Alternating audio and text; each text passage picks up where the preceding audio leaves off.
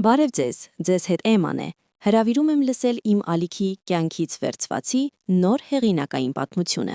Նանեն նայում էր հեղախոսի էկրանին և չէր հավատում իր բախտին։ Երկու սենյակ, հյուրասենյակին միացված խոհանոց, պատշգամբ, որից բացվում էր տեսարան դեպի պուրակ։ Այն ամենը, ինչի մասին նա երազում էր վերջին 5 տարիներին։ Իսկ ամենակարևորը՝ գինը։ Նրա ծանոթը բնակարանի համար ուզում էր ընդամենը 40 միլիոն դրամ, շուկայական 55-ի փոխարին։ Բայց սա դեռ ամենը չէր, գումարի կեսը կարելի էր տալ 1 տարի անց։ Հասկացիր, պետք է արագ փակեմ գործարքը, բացատրում էր Անին սրճարաններից մեկում լատտե ընթելով։ Հարսանիքս 1 ամսից է, վիզան պատրաստ է, իսկ տան հարցը ձգձգվեց։ Դու ինձ կօգնես, ես քեզ, փող շահավետ է։ Նանեն գլխով էր անում, մտքում տենդագին հաշվելով իր հանայողությունները։ Բանկային հաշվին կար 18 միլիոն դրամ։ Դա խիստ տնտեսման և թարգմանչական լրացուցիչ աշխատանքների արդյունքն էր։ Ստացվում էր, որ նրան պակասում էր ընդամենը 2 միլիոն։ Անի, մինչև երբ պետք է կողմնորոշվենք։ Մինչև ուրբաթ, էլի ցանկացող կա, բայց ուզում եմ հենց քեզ վաճառել։ Գիտեմ հիմա ինչ դժվար է նորմալ տարբերակ գտնելը։ Երեկոյան աղջիկը տեղ չէր գտնում իր վարձով տանը, Երևանի Աչափնյակ թաղամասում։ 2 միլիոնը տիեզերական գումար չէր, բայց որտեղից գտնել 3 օրում։ Բանկային վարկն այդքան արագ չէին հաստատի, այն էլ նման տոկոսներով։ Ընկերները իրենից հարուստ չէին, մնում էին միայն ծնողները։ Նա հավաքեց տան համարը, լսվեց մոր ձայնը։ Նանե ջան, ո՞նց ես, ուր ես կորել, ինչքան ժամանակ է չենք տեսել։ Մամ, վաղը գալու եմ ձեր մոտ։ Պետք է կարևոր հարցով խոսենք, կարելի է։ Իհարկե արևս, պապատն էլ կուրախանա։ Այնքան ես ընկել գործերի հետևից, որ ծնողներից ճամփան մոռացել ես։ Նանեն դեմքը կնջրոտեց։ Մոր մեղմ կշտամբանքները նրան միշտ նյարդայնացնում էին, բայց հիմա նա պատրաստ էր ամեն ինչ հանդուրժել։ Ծնողները միշտ փող էին հավաքում, ապրում էին համեստ, մի կողմ էին դնում սև օրվա համար։ Հաստատ կհասկանան, որ տուն գնելը ներդրում է դստերաբագայի համար։ Դեպի Գյումրի գնացող միկրոավտոբուսը դանդաղ էր շարժվում։ Նանեն անհանգիստ թերթում էր հեռախոսի լուրերը, բայց ոչինչ չէր տեսնում։ Գլխում պտտվում էր սովորած տեքստը, հանգիստ բացատրել իրավիճակը, շեշտել առաջարկի շահավետությունը, խոստանալ վերադարձնել գումարը տոկոսներով։ Մայրն ու հայրը կհասկանան, անպայման կհասկանան։ Տանը մոր թքած համով թքված քաբլիցների հոտներ։ Միջանցքում ծնողները վերանորոգում էին սկսել։ Հայրը, Արմենը, ինչպես միշտ, իր աշխատասենյակում համակարգչի դիմաց էր, իսկ մայրը խոհանոցում եռուզեռի մեջ էր։ Նրա զարմանքին սեղանի շուրջ նստած էր մոր փոքր քույրը, մորաքույր Ալլան, ով շատ հազվադեպ էր լինում իրենց տանը։ Ալլան գործերով էր եկել, որոշեցինք միասին ընթրել, բացատրեց մայրը ամուր գրկելով դստերը։ Ճիշտ ժամանակին եկար, դե պատմիր, ինչ կարևոր հարց ունես։ Նանեն բարևեց մորաքրոջը, ով ինչպես միշտ անթերի տեսք ուներ, թանկարժեք կոստյում, խնամված սանրվածք, ոչ վառ, բայց որակյալ դիմահարդարում։ Ալլան աշխատում էր խոշոր ընկերությունում և բոլորովին այլ կյանքով էր ապրում, քան իր քույրը։ Սեղանի շուրջ Նանեն սկսեց պատմել, խոսեց Անիի, բնակարանի, եզակի հնարավորության մասին։ Ծնողները ուշադիր լսում էին, մորաքույրը լուր գլխով էր անում, բայց երբ հերթը հասավ գլխավորին, պարտքով գումար ուզելուն, Նանեն զգաց, թե ինչպես բոլորը լարվեցին։ 2 միլիոն, դանդաղ կրկնեց մայրը, Նանե, դա շատ մեծ գումար է։ Մամ, հասկանում եմ, բայց սա ներդրում է, տունը 55 միլիոն արժե, իսկ ես գնում եմ 40-ով, 1 տարուց կվերադարձնեմ ցանկացած տոկոսով։ Ծնողները հայացքներ փոխանակեցին։ Հայրը քորեց ծոծրակը, դա նշան էր, որ նա տհաճ բան է մտածում։ Նանե ջան, սկսեց մայրը մի տոնով, որը լավ բան չէր խոստանում։ Մենք կուզենայինք քեզ օգնել, բայց չենք կարող։ Մենք հիմա մեծ ծախսեր ունենք, Լիլիթը ընդունվում է Հունգարիայի համալսարան, գիտես, որ ուսումը թանկ է, գումարած ապրելու ծախսերը։ Բայց դա դեռ 3 ամիս հետո է, չդիմացավ Նանեն, իսկ ինձ պետք է գործարքը փակել այս շաբաթ։ Գումարն արդեն Լիլիթի համար է մի կողմ դրված, հաստատակամ ասաց հայրը, մենք չենք կարող ռիսկի ենթարկել նրա ապագան, աղջիկը զգաց, թե ինչպես է ներսում ամեն ինչ սեղմվում։ Մորաքույր Ալլան լուր թեյ էր խմում, բայց Նանեն նկատեց, թե որքան ուշադիր է նա հետևում կատարվածին։ Պապ, ես գումարը որպես նվեր չեմ ուզում։ Նանեն փորձում էր պահպանել հանգստությունը, բայց ձայնը դողում էր։ Ես ուզում եմ պարտքով, առավելագույնը կես տարով։ Ես ձեզ օտար չեմ, ձեր աղջիկն եմ։ Լիլիթն էլ է մեր աղջիկը, կտրեց մայրը, ընդ որում փոքրը։ Նա մեր աջակցության կարիքն ավելի շատ ունի, քան դու։ Ինչու ավելի շատ։ Աղջիկը զգաց, թե ինչպես է նա դերն այրվում։ Որովհետև ես արդեն մեծ եմ ու պետք է ամեն ինչի ինքնուրույն հասնեմ։ Իսկ այն, որ 5 տարի ամեն ինչի վրա խնայել եմ, վատ պայմաններում եմ վարձով ապրել, որ տան փող հավաքեմ, դա չի հաշվում։ Արմենը ձեռքը բարձրացրեց, լռություն խնդրելով։ Նանե, մի տաքացիր, հասկանում ենք սա քեզ համար կարևոր է, բայց իրավիճակին սթափնայիր։ Լիլիթը 18 տարեկան է։ Նա նոր է սկսում կյանքը։ Եվրոպայում կրթությունը նրա լավ ապագայի շանսն է, իսկ դու արդեն կայացած մարդ ես, լավ աշխատանք ունես։ Լավ աշխատանք ունեմ, դրա համար էլ արժանի չեմ ծնողներիս օգնությանը։ Նանեն հազիվ էր զսպում արցունքները։ Շատ լավ է, պարզապես հրաշալի է։ Մի չափազանցրու, դեմքը ծամածրեց մայրը։ Ոչ ոք չի ասում, թե արժանի չես, պարզապես հիմա ժամանակը չէ։ Թող Լիլիթը ընդունվի, տեղավորվի, հետո կտեսնենք։ Հետո արդեն ուշ կլինի, պայթեց Նանեն։ Մամ, դու չես հասկանում, նման առաջարկները չեն սպասում։ Անին տունը հիմա է վաճառում, ոչ թե 1 տարուց։ Մորաքույր Ալան կամաց բաժակը դրեց ափսեի վրա։ Այդ ձայնը Նանեին անբնական բարձր թվաց տիրող լռության մեջ։ Գուցե բանկ դիմես, ոչ այնքան վստահ առաջարկեց հայրը, հիմա վարկեր տալիս են։ Պապ, իմ աշխատավարձով բանկն այդքան գումար չի տա, իսկ եթե դա էլ զարսափելի տոկոսներով ու ձևակերպումը առնվազն 2 շաբաթ կտևի։ Ոնց չեք հասկանում։ Աղջիկը վեր կացավ սեղանից, զգալով թե ինչպես են փլվում իր բոլոր ծրագրերը։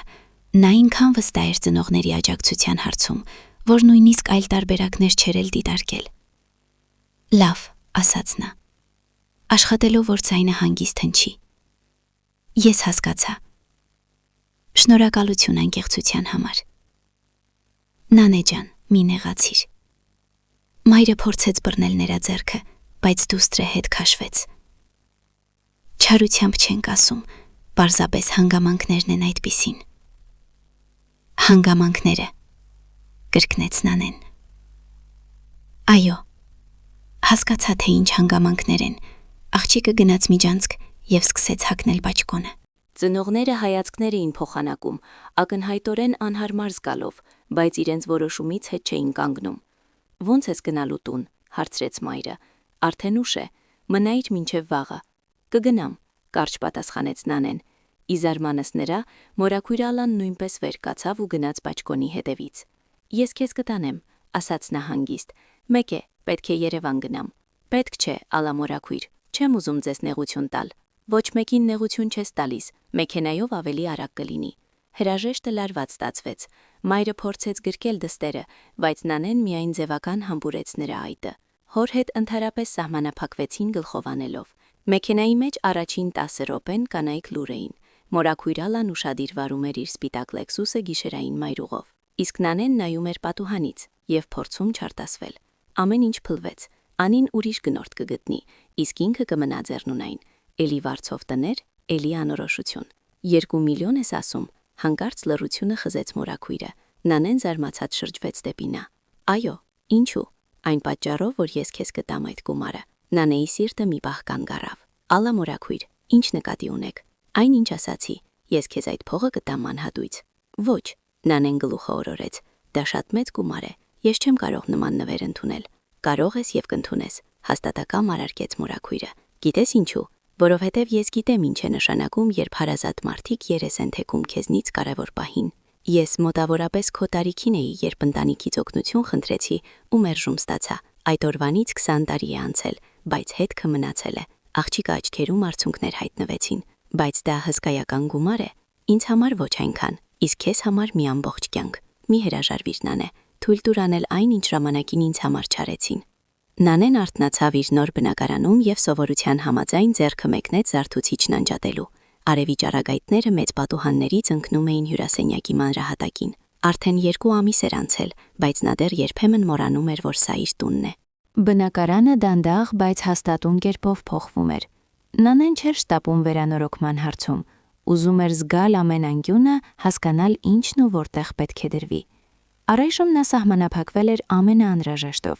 ներկել էր ննջասենյակի պատերը, գնել էր նոր բազմոց և ճաշասեղան։ Անիի թողած կահույքը բավականին լավ վիճակում էր, իսկ ամեն ինչ միանգամից փոխելը ձեռնտու չէր։ Հեռախոսը զնգաց, երբ նա առավոտյան սուրճն էր պատրաստում։ Մայրն էր։ Նանեն մի քանի վայրկյան նայեց էկրանին, մտածելով վերցնել թե ոչ։ Այդ երեկոյից հետո ծնողների հետ հարաբերությունները լարված էին։ Նրանք բացահայտ չէին վիճում, բայց նախկին ջերմությունը ինչ-որ տեղ անհետացել էր։ Բարի լույս, մամ։ Նանե ջան, բարև։ Ոնց ես։ Էլի կորել ես։ Բոլորովին չես զանգում։ Գործեր են, աշխատանքը շատ է։ Իսկ մենք երեք պապայիդ հետ մտածում էինք գուցե հանգստյան օրերին գաս մեր մոտ։ Շատ ժամանակ է չենք տեսնվել։ Նանեն խառնում էր սուրճը ու լռում։ Նա առանձնապես ցանկություն չուներ Գյումրի գնալու, բայց կոնֆլիկտի մեջ մտնել էլ չէր պլանավորում։ Կտեսնենք, խուսափողական պատասխանեց աղջիկը։ Լավ, իսկ ընդհանուր ոնց ես, ինչպես է կյանքը նոր տանը։ Այդպես էլ մեզ չասացիլ որտեղից գտար փողը։ Դա կարևոր չէ։ Ինչ նշանակում է կարևոր չէ։ Նանե ջան, մենք քո ծնողներն ենք, իրավունք ունենք իմանալու։ Ես լուծեցի հարցը, դա է գլխավորը, կարճ պատասխանեց Նանեն մի տոնով, որը հետագա հարցուփորձ չէր ենթադրում։ Մայրը լղեց, երևի մտածելով արժե շարունակել թե ոչ։ Դե լավ, կարևորը որ հիմա քո սեփական տունն ունես։ Մենք շատ ուրախ ենք քեզ համար։ Շնորհակալություն։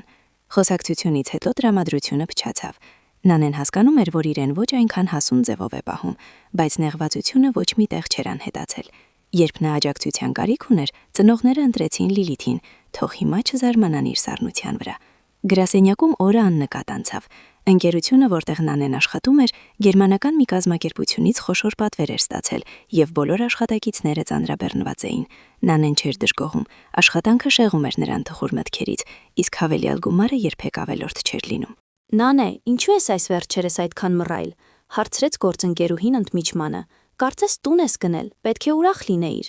Ուրախ եմ, Նանեն փորձեց ժպտալ։ Պարզապես մի քիչ հոգնած եմ։ Հասկանում եմ, ես տուն գնելուց հետո կես տարի ստրեսի մեջ էի, անընդհատ մտածում էի, բա որ չկարողանամ վճարել, բա որ մի բան այնպես չգնա, դա նորմալ է։ Նանեն գլխով արեց, թեև հարցը բոլորովին դրանում չէր։ Բնակարանը ամբողջությամբ վճարվել էր մորաքրոջ կողմից, պարտքեր չկային, խնդիրը ընտանիքի մեջ էր։ Երեկոյան աղջիկը հանդիպեց Ալլա մորաքրոջ հետ ռեստորանում։ Նրանք պայմանավորվել էին ամիսը մեկ անգամ միասին ընթրել։ Մորաքույրը պնդում էր, որ իրենք պետք է իրար ավելի լավ ճանաչեն։ Ինչպես է տունը, արդեն ընտելացել ես, հարցրեց կինը ուսումնասիրելով ճաշացանկը։ Կամաց, շնորհակալություն ձեզ եւս մեկ անգամ։ Նանե, մենք արդեն 100 անգամ քննարկել ենք սա։ Մի շնորհակալացիր, ավելի լավ է պատմիր ոնց ես, ծնողներիդ հետ շփվում ես։ Նանեն դեմքը կնճռոտեց։ Ձևական, մաման երբեմն զանգում է, բայց խոսակցությունները լարված են ստացվում։ Նրանք մինչև հիմա չգիտեն, որ գումարը դուք եք տվել։ Եվ ճիշտ ես անում, որ չես ասում, դա մեր միջև է։ Բայց մեկ է անհարմար եմ զգում, ես երբեք նախկինում ծնողներիս չեմ ստել։ Ալան մի կողմ դրեց ճաշացանկը եւ ուշադիր նայեց Զարմուհուն։ Գիտես, Նանե, ընտանիքան հարաբերությունները բարդ բան են։ Երբեմն պետք է թույլ տալ մարդկանց զգալ իրենց ընտրության հետևանքները։ Քո ծնողները որոշեցին, որ Լիլիթն ավելի կարևոր է։ Թող հիմա ապրեն այդ որոշման հետ։ Իսկ եթե Լիլիթը իրոք ընդունվի Հունգարիա, միգուցե իզուր եմ նեղանում։ Կտեսնենք, առեղծվածային ժպտաց մորաքույրը։ Կյանքը անկանխատեսելի բան է, եւ նա կարծես ջրի հատակներ տեսնում։ Հաջորդ օրը Նանեին զանգեց մայրը։ Ձայնը մեղմ ասած շատ տխուր էր։ Նանե ջան, մեր լուրերը այնքան էլ լավը չեն։ Աղջիկը լարվեց։ Ինչ է պատահել։ Լիլիթը կտրվել է Հունգարիայի քննություններից։ Լեզվի միավորները չեն հերիքել։ Հիմա փաստաթղթերը հանձնում է Երևան, ֆիլիսոփայության ֆակուլտետ։ Նանեն լռում էր, չիմանալով ինչ պատասխանել։ Մի կողմից նա ցավում էր քրոջ համար, մյուս կողմից արդարության զգացումներ արթնացել։ Դա իհարկե ափսոս է, շարունակեց մայրը։ Բայց ոչինչ, մեր համալսարանն էլ է լավը, ու տանն էլ մոտ կլինի։ Մամ, Գյումրիից Երևան 120 կիլոմետր է։ Դա մոտ է։ Դե Հունգարիայից մոտ է, անվստահ պատասխանեց մայրը։ Իդեպ Նանե ջան, մի խնդրանք ունեմ։ Եվ այդ պահին Նանեն ամեն ինչ հասկացավ։ Նա հասկացավ, թե ուր է տանում խոսակցությունը։ Ինչ խնդրանք։ Հասկանում ես, սիրելիս, Լիլիթը հիմա պետք է ինչ-որ տեղ ապրի Երևանում։ Հանրակացարանում բոլորին տեղ չեն տալիս, իսկ տուն վարձելը շատ թանկ է։ Մենք մտածեցինք դու հիմա երկսենյականոց տուն ունես, տեղը շատ է։ Մամ, սպասիր, ընդհատեց Նանեն։ Դու առաջարկում ես, որ Լիլիթը բնակվի իմ տանը։ Լուրջ։ Դե հա, դա շատ հարմար կլինի։ Իրեն էլ լավ կլինի կենտրոնում ապրել։ Դու էլ մենակ չես լինի։ Դուք քույրեր եք, պետք է իրար օգնեք։ Նանեն զգաց, թե ինչպես է ներսում բարձրանում վրդովմունքի ծանոթ ալիքը։ Միթե մայրը այդքան չի հասկանում իրավիճակը։ Իսկ ինչու՞ց էր մոտ չէ, թող տնից գնա գա։ Նանե ջան, ողջամիտ եղիր։ 120 կիլոմետր ամեն օր գնալ գալը անհնար է։ Լիլիթի համար էլ դժվար կլինի։ Նա պետք է ուսանողական կյանքով ապրի, ընկերներ ձեռք բերի։ Իմ հաշվին։ Ինչ է նշանակում քո հաշվին։ Մորը ձայնը կոշտացավ։ Նա ուտող ուրացող չէ։ Ինչ հիմարություններ ես խոսում։ Նանեն վեր կացավ ու սկսեց քայլել հյուրասենյակում։ Հիմարություններ։ Իսկ ով է վճարելու կոմունալների, ինտերնետի, ուտելիքի համար։ Նանե, այդ ինչ հարցեր են։ Մայրը սկսում էր ջղայնանալ։ Մենք իհարկե կօգնենք ինչքան կարողանանք, բայց դու էլ հասկանում ես, մեր հնարավորությունները սահմանափակ են։ Հասկանում եմ, չոր պատասխանեց Նանեն։ Ձեր հնարավորությունները միշտ սահմանափակ են, երբ հարցը ինձ է վերաբերում, բայց երբ պետք է Լիլիթին տեղավորել։ Նանե, այդ ինչ տոն է։ Մենք ընտանիք ենք, հարազատ մարդիկ։ Իրոք, այդ դեպքում ասա, երբ ինձ պետք էր ընտանիքի օգնությունը, որտեղ էր այն։ Լռություն տիրեց։ Նանեն լսում էր, թե ինչպես է մայրը ծանր շնչում հեռախոսի մյուս ծայրում։ Նանե ջան, դրանք տարբեր իրավիճակներ են։ Ինչու են տարբեր։ Նրանով, որ այն ժամանակ հարցը իմ խնդիրներն էին, իսկ հիմա Լիլիթինը։ Այն ժամանակ դուք ազատ փող չունեիք, իսկ հիմա խոսքը ոչ թե փողի մասին է, այլ պարզապես նրա մասին, որ քույրդ կարողանա գիշերել քո տանը։ Պարզապես գիշերել։ Նանեն հեգնանքով ծիծաղեց։ Մամ, համալսարանում ուսումը տևում է 4-5 տարի։ Դու առաջարկում ես, որ ես 5 տարի տունս կիսեմ քրոջս հետ, իսկ դրա մեջ ինչ վատ բան կա։ Շատերն են այդպես ապրում։ Ու հետո փաստ չէ, որ բոլոր 5 տարիները կմնա։ Գուցե ամուսնանա կամ մի ուրիշ բան։ Կամ ես ամուսնանամ, այդ ժամանակ ինչ։ Նանե, դու հիմա հիմարություններ ես խոսում։ Հիմարություններ։ Նանեն զգաց, որ համբերությունը վերջնականապես սպառվեց։ Մամ, երբ ինձ պետք էր 2 միլիոն ընդամենը 3 ամսով, դուք ասացիք, որ չեք կարող օգնել, իսկ հիմա ուզում եք, որ ես 5 տարի Լիլիթին պահեմ, դուք գոնե հասկանում եք ինչ եք խնդրում։ Մենք չենք խնդրում, որ նրան պահես։ Մենք խնդրում ենք տանիք տալ նրան։ Իմ տանիքը, որը ես գնել եմ առանց ձեր օգնության։ Մայրը լռեց։ Նանեն լսում էր միայն նրա արագացած շնչառությունը։ Նանե, ես հասկանում եմ, որ դու նեղացած ես մեզնից, եւ գուցե ոչ առանց հիմքի, բայց Լիլիթը այստեղ մեղք չունի։ Նա մեղավոր չէ նրանում, ինչ եղել է մեր միջև։ Մեղավոր չէ, համաձայնեց Նանեն,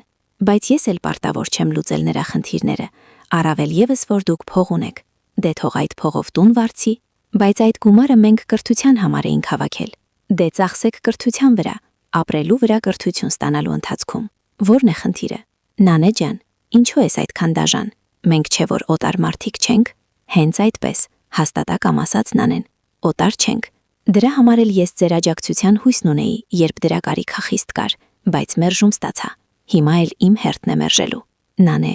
մամ, ես որոշումս կայացրել եմ։ Լիլիթը իմ տանը չի ապրելու։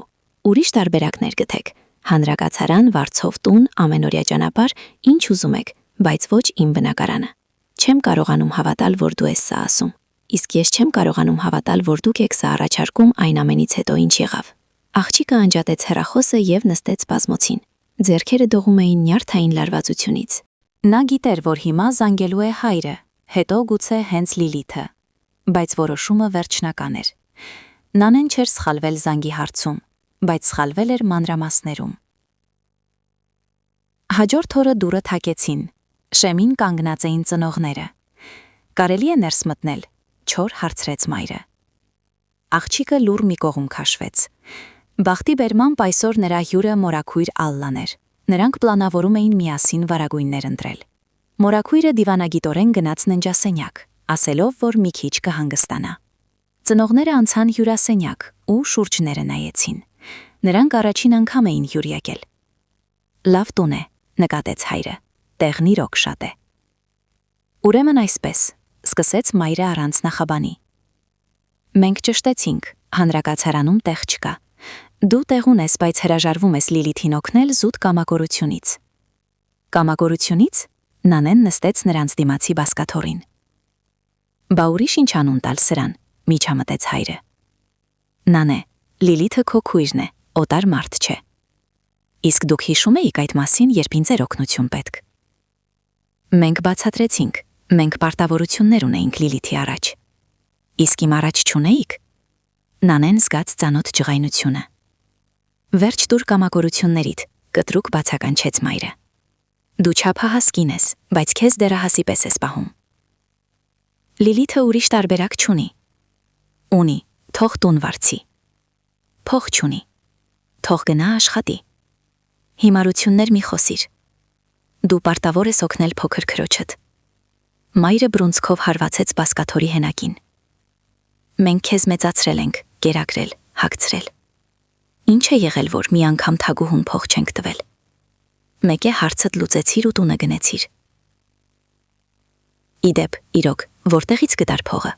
Ով քեզ օգնեց, կասկածամիտ հարցրեց հայրը։ Իսկ ինչ նշանակություն ունի։ Ունի։ Գուցե պարտքերի մեջ ես ընկել, կամ ավելի վատ բան։ Միայնակ աղջիկ ես, տունը թանկ է։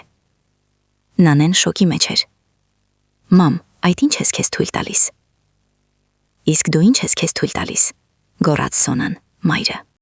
Մերժում ես հարազատ քրոջդ, քեզ իշխանուհու տեղ ես դրել։ Այդ պահին ննջասենյակից դուրս եկավ մորաքույր Ալլան, երևի չէր դիմացել։